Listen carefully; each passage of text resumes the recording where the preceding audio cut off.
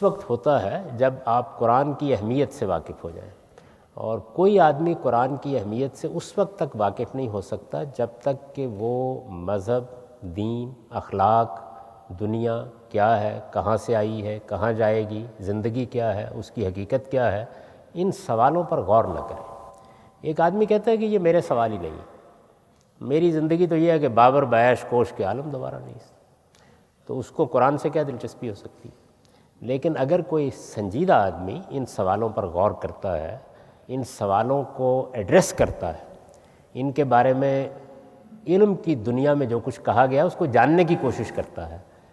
پھر اس کے بعد وہ قرآن پڑھتا ہے، تو پھر قرآن اس کے دل کی بہار بن جاتا ہے، پھر قرآن اس کے لیے تسکین بن جاتا ہے، پھر قرآن اس کے لیے سراسر لذت بن جاتا ہے، اس لیے کہ وہ کویسچن پیدا ہو گیا ہے جس کا جواب اس کو صرف قرآن میں ملتا ہے، وہ کبھی اس راستے پر نکلا ہی نہیں۔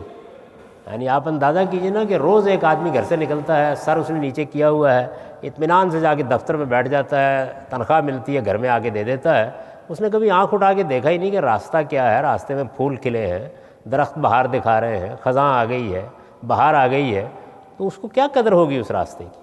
تو جس آدمی نے ان سوالوں کو کبھی اپنے ذہن میں پیدا ہی نہیں ہونے دیا، جو زندگی کے بنیادی سوالات ہیں، وہ قرآن کا قدر شناس نہیں ہو سکتا۔ قرآن ان کے لیے دل کی بہار بنتا ہے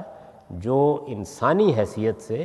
اپنا انسانیت کا اور انسانیت کے معاملات کا جائزہ لیتے ہیں، سوال کرتے ہیں، بنیادی سوالات اٹھاتے ہیں، میں کیا ہوں، کہاں سے آیا ہوں، کہاں جانا ہے مجھے، کیا میری موت پر میری زندگی ختم ہو جائے گی؟